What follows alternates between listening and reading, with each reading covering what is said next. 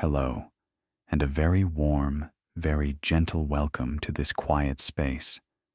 I'm so glad you've chosen to be here. Whether you arrive at the end of a long and challenging day, with a mind still bustling with thoughts and plans, or whether you are here simply because you love the idea of drifting off to sleep on a soft current of scientific wonder, please know that this time is crafted just for you. Tonight, we will be taking a slow, meandering journey together. We will glide gently through the vastness of the cosmos, not to be overwhelmed by its scale, but to find a quiet comfort in its structure. Our destination is a single, elegant truth, one of the strangest and most beautiful pillars of physics, the reason why light, of all things, has a speed limit. But before our journey begins, I invite you to settle in. Truly settle. Feel the weight of your body, the support of the surface beneath you. Notice the gentle rhythm of your own breath, rising and falling without any effort at all. And as you begin to unwind, I would love to imagine where you are in the world. Where are you listening from tonight? And what time is it in your small corner of the world? Are you winding down under the soft glow of city lights, their distant hum a lullaby of its own? Or are you nestled somewhere deeply quiet and deeply dark, with perhaps only the moon as your companion? Maybe you have a warm cup of tea or cocoa resting nearby, its gentle steam rising into the cool air. Feel free to hold that image in your mind, a small anchor in the present moment. If you find that these sleepy explorations bring you a sense of peace, I would be so grateful if you would give this recording a little like or tap the subscribe button. It is a small, silent gesture that helps other sleepy scientists, just like you, find their way to this calm harbor. It means the world to me and allows me to continue creating these soft, starlit journeys for you. Now, I truly hope this story isn't too interesting. The goal, after all, is for you to drift away long before the end. But if, by chance, it does accidentally keep you awake, perhaps you'll come away with a deeper sense of how our magnificent universe works. And that is not such a bad trade, really. So please, settle in a little deeper. Let your shoulders soften. Unclench your jaw. Close your eyes if that feels right for you. And let us begin our slow, thoughtful wander through the story of light and why it never seems to be in a hurry, yet is the fastest thing of all. Light. It is one of those things we believe we understand completely until we try to capture it in words. You flip a switch, and the darkness retreats. It fills the room, revealing the familiar shapes of your furniture, letting you see the quiet, knowing gaze of your cat, and making your phone screen glow long after you promised yourself you'd put it down for the night. But what is it, really? Is it a wave, like a ripple on a perfectly still pond? Is it a particle, like a grain of cosmic sand? Is it a ghost, a whisper, a cosmic courier with a very, very strict delivery schedule? The short answer, and the one that invites us into the mystery, is that it is all of these things, and also none of them entirely. Let's take a nice, slow wander through what light actually is, because before we can understand its speed limit, we must first understand the traveler. First, let's imagine light as a stream of tiny, ethereal packets of energy. These are called photons. Picture them as little messengers, almost weightless, whose only purpose is to carry energy and information. They are born from an excited atom, a distant star, or a simple light bulb, and they begin their journey instantly, zooming through the void at the fastest speed allowed by the universe. But these messengers are strange. They are not particles like tiny marbles or peas. They have no mass. They cannot be brought to a stop, for they have no concept of rest. If a photon were to ever stop, it wouldn't just be taking a break. It would simply cease to exist. Its entire being is defined by its motion. Motion or nothing. All or gone. It's a truth that is not just poetic, but a fundamental rule of physics. Now here is where the picture gets a little more beautiful, a little more complex. These photons, these particles of pure motion, are also waves, but not like the waves of the ocean, which need water to travel, or sound waves, which need air. Light waves are electromagnetic waves. Imagine a gentle, endless dance, a vibration of an electric field, and at a perfect right angle to it, a vibration of a magnetic field. These two fields dance together, perpendicular to each other, and also perpendicular to the direction they are traveling. It might sound like a physics yoga class, but the mental image is one of perfect, effortless harmony. Two invisible fields, locked in a timeless rhythm, creating a self-propagating wave that needs nothing to travel through. This is so important. Most waves we know, sound, water, even the wave you might see in a stadium crowd, need a medium. They need something to move through. But light just goes. It travels through the absolute, profound emptiness of space without a problem. It asks for no path, no assistance. That is why we can see the sun, which is over 150 million kilometers away.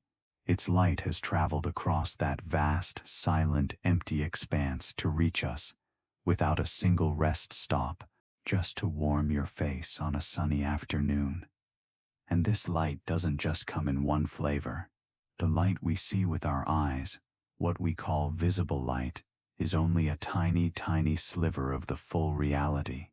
Imagine a grand piano that stretches for miles and miles in either direction. The beautiful colors we see, from red to violet, are just a handful of keys in the very middle. On one far end of this cosmic piano, we have radio waves. Their undulations are long and lazy, stretching for meters or even kilometers.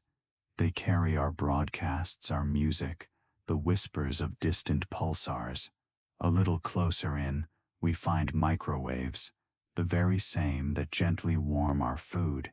Then comes infrared, the light of heat, which your television remote uses to send its silent commands. Then we arrive at our familiar narrow band of visible light. After that, the waves get more energetic. There is ultraviolet, which gives us sunburns but also allows bees to see patterns on flowers that are invisible to us. Beyond that are X-rays, with enough energy to pass through soft tissue and show us our bones. And at the very far, high-energy end, we have gamma rays, sharp, powerful spikes of energy, usually found in the company of exploding stars and violent cosmic events. There is ultraviolet, which gives us sunburns but also allows bees to see patterns on flowers that are invisible to us. Beyond that are X-rays, with enough energy to pass through soft tissue and show us our bones. And at the very far, high-energy end, we have gamma rays, sharp, powerful spikes of energy, usually found in the company of exploding stars and violent cosmic events. To put it in bedtime terms, if you could travel at the speed of light, you could circle the entire Earth more than 7 times in the time it takes to snap your fingers. It's a speed that feels less like a speed and more like a definition of instant. And yet, light doesn't always travel that fast. In the pure, empty vacuum of space, it has a clear track and no traffic. But when it passes through something like water, glass, or even a diamond, it slows down. Not because it gets tired, but because it is constantly being absorbed and re-emitted by the atoms of the material. Imagine you are walking briskly through an empty hallway. Now imagine walking through a crowded, slow-moving ballroom. Your intention is still to move quickly, but you are constantly interacting, bumping, and weaving. The overall journey takes longer. This slowing down is what causes refraction, the beautiful bending of light as it moves from one material to another. It's why a straw looks bent in a glass of water. It's why a diamond sparkles so brilliantly, capturing light and bending it in 1,000 directions. It's all because the light's journey is being gently delayed, rerouted, and scattered by the atoms it meets. But here is the twist that brings us back to the photon itself. Even though the overall beam of light slows down in these materials, the individual photons, in the tiny empty spaces between atoms, still travel at their ultimate speed. They are just taking a much more complicated path, like someone trying to speed walk through a dance floor full of enthusiastic swaying uncles at a wedding. The journey is longer, but their personal speed remains absolute. So, we have these massless packets of energy. They behave like both waves and particles. They travel at a universal speed limit. They can interact with atoms, bend around corners, and bounce off surfaces, all while delivering the very experience of sight and color to our brains. For tonight, let us hold this image in our minds as we drift, light as a restless traveler, made of no substance but pure energy, never pausing, never sleeping, always tracing the outlines of everything we know. It shows us the stars, the faces we love, the pages of our favorite books, and it does all of this while obeying one of the most curious rules in the universe, a speed it will never exceed, and in a vacuum never fall below. Light is just how the universe whispers its story into our eyes. Let's take a gentle step back in time. Long before our world of satellites and lasers, before physicists had high-tech laboratories to probe the universe's secrets. Imagine a world lit only by firelight and starlight. A world where the idea of measuring the speed of something as elusive as light was not just difficult, it seemed almost absurd. For most of human history, it was simply assumed that the speed of light was infinite. It was instantaneous. You lit a candle, and the entire room was bathed in light. The sun crested the horizon, and the world turned from gray to gold in an instant. There was no perceptible delay. Why would anyone think otherwise? The idea was so obvious that to question it seemed foolish. Even the great philosopher Aristotle, whose opinions had the unfortunate habit of sticking around for centuries, declared that light was instantaneous. And for a very long time, that was that. The case was closed. Curiosity was shelved. But then came Galileo Galilei in the 17th century. Now, Galileo was not a man to accept things just because someone important had said them. He was a tinkerer, a questioner. He liked to poke at the world, drop things off towers, and point newly invented telescopes at the heavens. Around the year 1638, he designed what might be the most adorably optimistic experiment in the history of physics. The idea was beautifully simple. Galileo and his assistant each took a lantern with a shutter. They stood on two separate hilltops in the Italian countryside, about a mile apart. Imagine the scene. A cool, clear night, the scent of pine in the air, the stars wheeling silently overhead. Galileo would uncover his lantern. As soon as his assistant saw the flash of light across the distance, he would uncover his own lantern in return. Galileo would then measure the time elapsed between uncovering his lantern and seeing the return flash from his assistant. Now, even under the calmest, darkest skies, this experiment was doomed to fail in its primary goal. We now know that light takes a mere fraction of a 10,000th of a second to travel a mile. Human reaction time, meanwhile, is a lumbering giant, taking about a quarter of a second. Trying to measure the speed of light this way was like trying to time a lightning strike with an hourglass. Still, you have to admire the spirit of it, the sheer, beautiful audacity of trying to put a number to the speed of a sunbeam. Galileo, unsurprisingly, concluded that if light did have a finite speed, it was far, far too fast for him to measure. He was right. But he had done something crucial. He had cracked the door open. He had taken the question out of the dusty books of philosophy and placed it into the real world of experimentation. Fast forward a few decades to 1676. A Danish astronomer named Ole Rømer would accidentally stumble upon the first real evidence, not by looking at hillsides, but by looking much, much farther away, at the moons of Jupiter. Rømer was meticulously tracking the orbits of Jupiter's moons, particularly its innermost moon, Io. Io zips around the gas giant like a perfect cosmic clockwork, disappearing behind Jupiter and reappearing on the other side with predictable regularity. But Rømer, patient and observant, noticed something odd. The timings weren't always the same. Sometimes, Io would reappear from behind Jupiter a little later than his calculations predicted. At other times of the year, it would appear a little early. At first glance, this might suggest that Io's orbit was wobbly or inconsistent.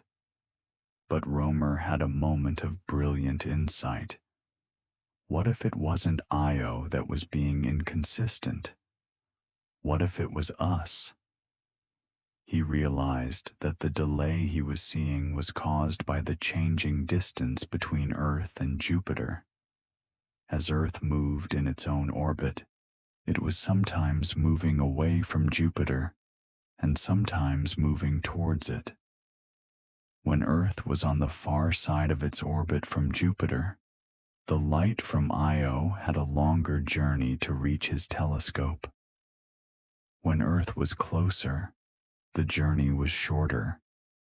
The small variations in timing were, in fact, the time it took for light to cross the vast diameter of Earth's own orbit. Just like that, the idea of light having a measurable speed took real scientific shape. Using these discrepancies, Rømer made an estimate. It wasn't perfectly accurate by modern standards. He was limited by the imprecise knowledge of planetary distances at the time, but it was revolutionary. It proved to the world that light takes time. Not much, but enough to matter. Over a century later, back on Earth, physicists tried again. In the mid-1800s, a French physicist named Hippolyte Fizeau designed a wonderfully clever device. It involved a beam of light, a rapidly rotating toothed wheel, and a mirror placed several miles away. Imagine the light beam shining out, passing through a gap between the teeth of the spinning wheel. It travels to the distant mirror, bounces back, and returns to the wheel. If the wheel was spinning slowly, the returning light would pass back through the same gap it left. But if you spun the wheel faster, by the time the light returned, a tooth would have rotated into the gap, blocking the light. By precisely adjusting the speed of the wheel until the returning light was completely extinguished, Fizeau could calculate how long it took the light to travel to the mirror and back.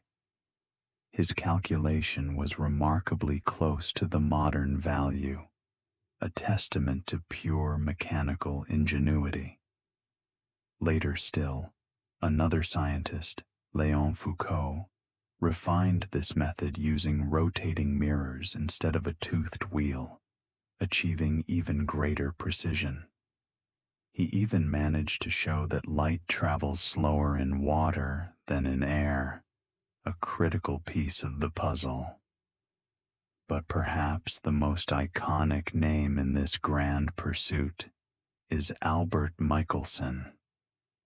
In the late 19th and early 20th centuries, Michelson dedicated much of his life to refining these measurements to an incredible level of accuracy. He used long tunnels, perfectly aligned mirrors, and incredibly precise timing methods. His relentless efforts earned him the Nobel Prize in Physics in 1907, the first American to receive the honor, all for chasing beams of light with mirrors and gears. Today, we have lasers, atomic clocks, and satellites. We have measured the speed of light so precisely that we have flipped the equation entirely. Since 1983, the meter itself is officially defined by the speed of light. A meter is the distance light travels in a vacuum in 1,299,792,458th of a second. Think about that for a moment. We no longer use a ruler to measure the speed of light. We use the speed of light as the ultimate ruler to define all of our distances. It has become our standard, our unshakable benchmark. But it all started with people watching moons from afar, spinning wheels in darkened rooms, and wondering if the universe might just be a little slower than it looks. And maybe that's the quiet beauty of it. The speed of light isn't just a number, it's a story of human curiosity, of imperfect tools used with elegant persistence. It's a tale told across centuries, from Italian hilltops to French laboratories in the distant orbits of Jupiter. It's proof that even the fastest thing in the universe could not outrun our quiet, patient need to understand. So, we have met our speedy little photon friend, and we have followed the long, curious journey to measure its pace. But this leads us to the heart of our sleepy exploration, the question that truly keeps physicists up at night, though hopefully it will have the opposite effect on you. Why? Why this speed and no other? Why doesn't light just go faster? After all, it seems like such a specific, arbitrary number. Why 299,792,458 meters per second? Why not a nice round 300 million? Or 500 million? Or just infinite? Why does this ethereal, massless bundle of energy have to obey a cosmic speed limit? To understand this, we need to take a calming stroll into one of the most elegant and mind-bending areas of physics, electromagnetism. And to do that, we need to meet a man named James Clerk Maxwell.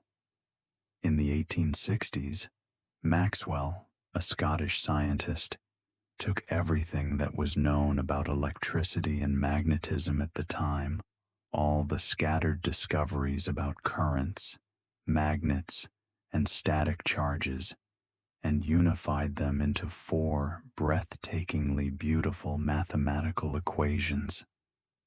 They are known, somewhat unimaginatively, as Maxwell's equations. You do not need to worry about the math. No one will be quizzing you at bedtime. But here is the dreamy, almost magical part. When Maxwell worked with these equations, combining them, he discovered something extraordinary. The equations predicted, all on their own, the existence of a wave made of oscillating electric and magnetic fields that would emerge whenever a charge was wiggled, an electromagnetic wave. And his equations predicted the speed at which this wave must travel. When he plugged in the known physical constants for the strength of electricity and magnetism, he calculated the speed, and out came a number 299,792,458 meters per second.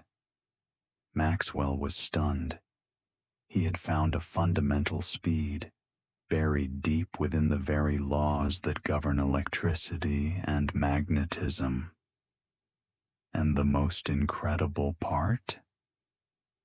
That number was a perfect match for the best available measurements for the speed of light. This was no coincidence. It was a revelation.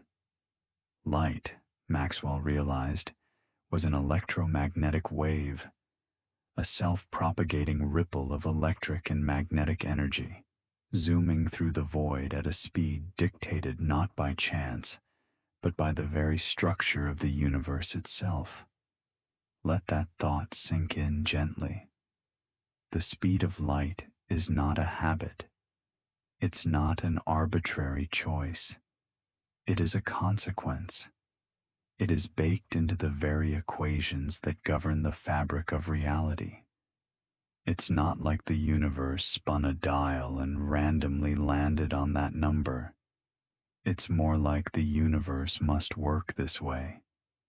If electric and magnetic fields exist, and they certainly do, then light must travel at this speed. Anything faster or slower would violate those fundamental laws.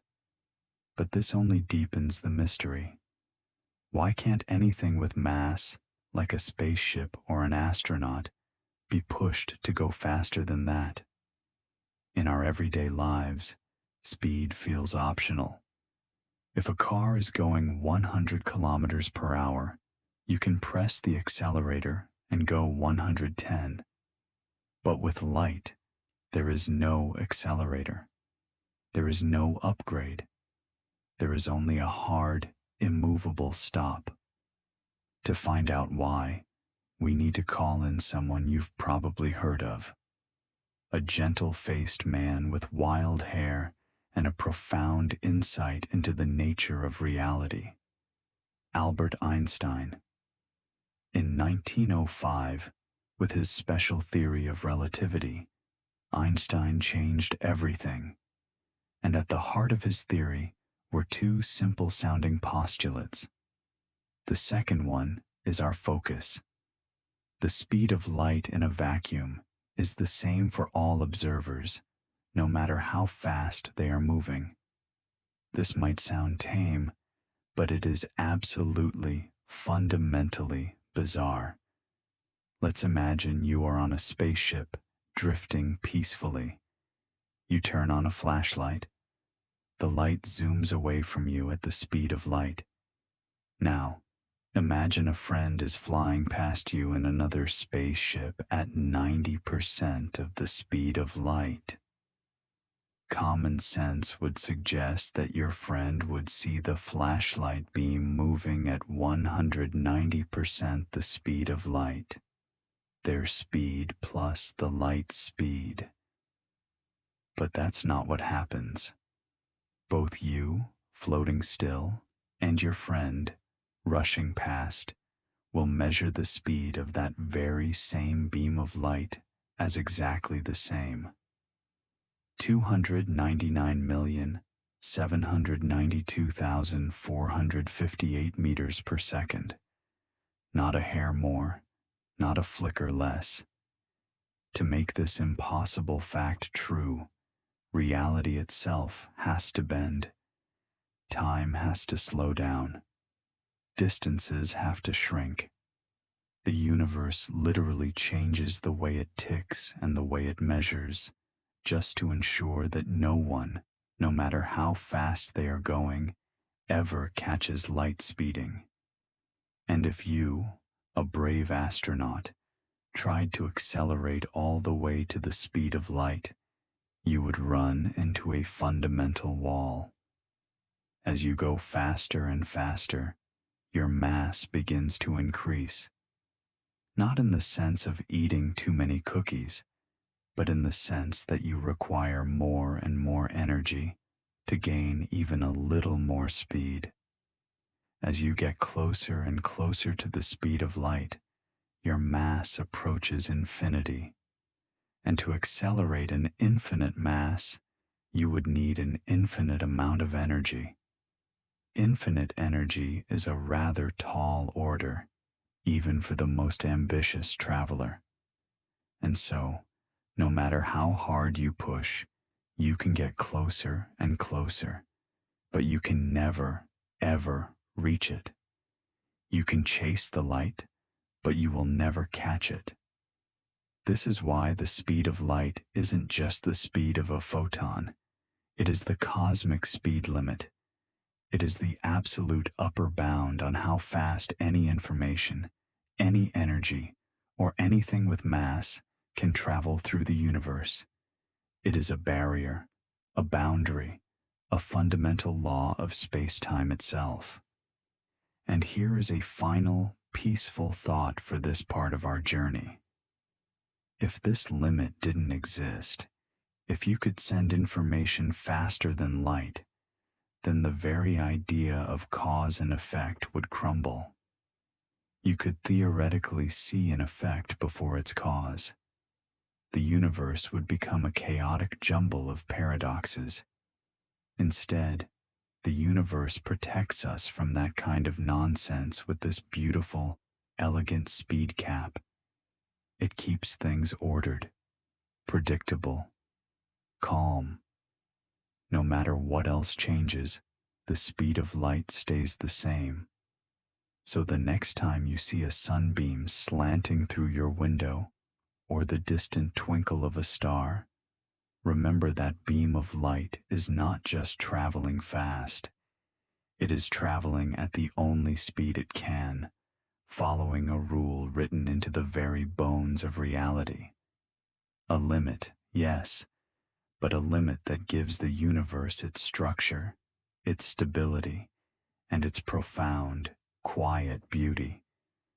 Light doesn't go faster because it cannot, not because it is weak or lazy, but because it is perfect, exactly as it is, bound to the speed that keeps time flowing forward and the universe understandable. See you in next episode. Sleep well, my dear listener. Sleep well.